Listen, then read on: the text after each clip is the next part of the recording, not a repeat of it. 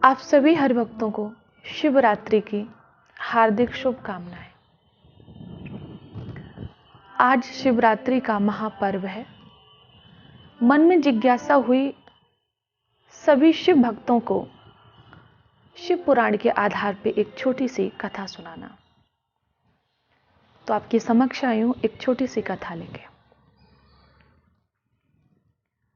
एक भील नाम का व्यक्ति था।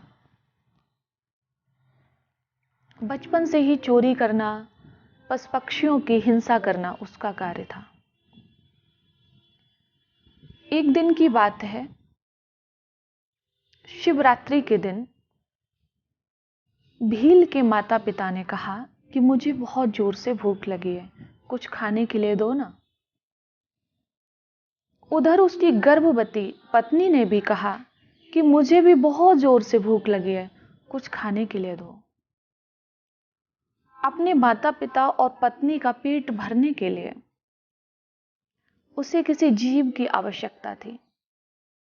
तो पशु हिंसा की इच्छा से धनुष बाण लिया और एक जंगल में सरोवर के किनारे गया। मन में उसके विचार आया कि सरोवर में कोई न कोई जीव जल पीने के लिए आएगा ही आएगा, तो उसे मैं मार दूंगा। एक बेल का वृक्ष था, उसके ऊपर चढ़ गया, थोड़ा सा जल और धनुष बाण उसके साथ में था। कुछ देर बाद देखा कि एक प्यासी हिरनी जल पीने के लिए आई है। तो उसने जैसे ही धनुष बाण उठाया उसे मारने के लिए, तो थोड़ा सा जल और बेलपत्र टूट के नीचे गिरे, जो नीचे एक शिवलिंग था उस पे जा गिरे। जैसे ही हिरनी ने उस भील को देखा तो कहा कि आप मुझे क्यों मारना चाहते हो। उसने कहा कि मेरे माता पिता भूखे हैं, उनको भोजन कराने के लिए मैं तुम्हें मारना चाहता हूं। हिरनी ने कहा कि परोपकार से बड़ा इस दुनिया में कोई धर्म नहीं है। यदि मेरे शरीर से आपके परिवार का पोषण होता है तो मैं मरना स्वीकार करूंगी, लेकिन भील अभी मुझे छोड़ दो, मैं अपने बच्चों को किसी को सौंप कर आती हूं, उसके बाद मुझे मार देना। भील ने कहा अगर तुम नहीं आई तो हिरनी ने कहा कि मुझे पाप लगे अगर मैं वापस ना आऊं। ऐसा जब हिरनी ने कहा तो भील ने उसे छोड़ दिया। थोड़ी ही देर में हिरनी की छोटी बहन जल पीने के लिए आई।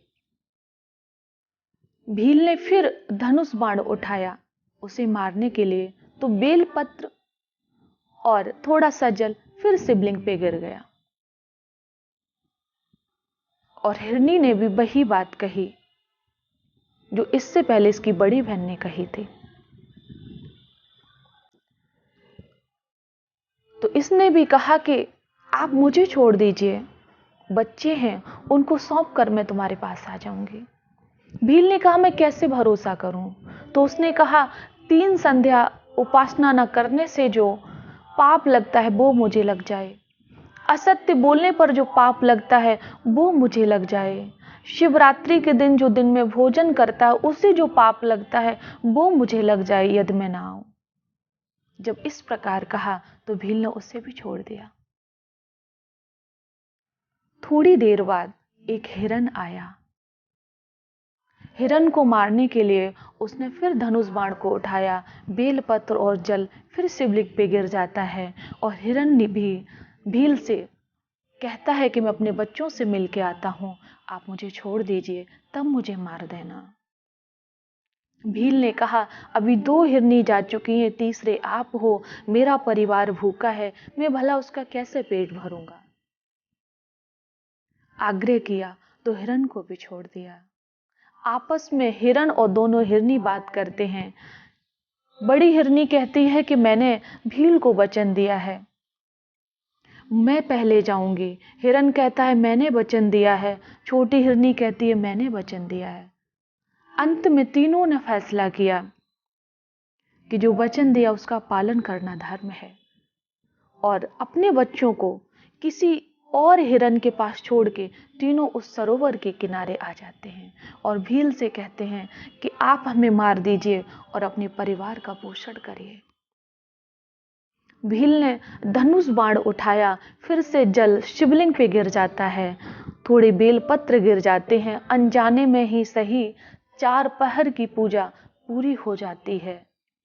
और जैसे ही वो 4 पहर की पूजा पूरी होती है, भील का कुछ पाप कम हुआ और कुछ क्या बल्कि पापों से मुक्त हो गया।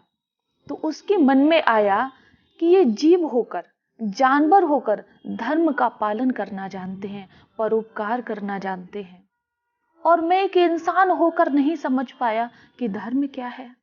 मैं परिवार के पालन के लिए, इनको मारने के लिए उद्यत हुआ हूं, इनको मारना चाहता हूं परिवार के पालन के लिए।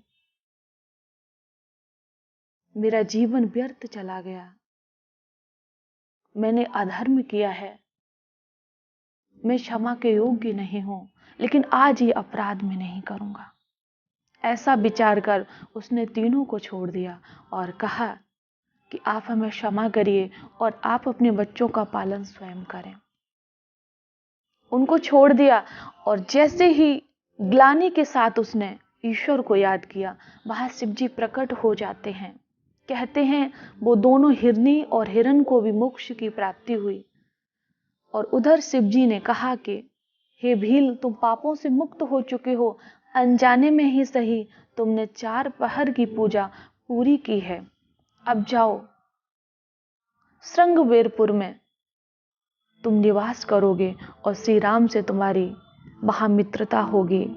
ऐसा वर देके शिव जी वहाँ से चले जाते हैं। और जो हम श्री रामचरितमानस में कथा सुनते हैं कि प्रभु ने श्रृंगवेरपुर में विश्राम किया था और निषाद राज गुह से मिले थे, ये वही भील निषाद राज गुह हैं जो शिव जी की कृपा से राम जी से मित्रता हुई। ये छोटी सी कहानी कम शब्दों में और बहुत जल्द में कितना सुना सकती थी, आपको सुनाया। कभी कथा के माध्यम से विस्तार रूप से सुनाएंगे। आज शिवरात्रि है, आप सभी हरिभक्तों से आग्रह है कि उपवास रखें और नमः शिवाय का जाप करें, शिव जी के भजनों का गायन करें, हो सके तो थोड़ा दान करें, रात्रि में जागरण करें। बस इन्हीं शब्दों के साथ आप सभी को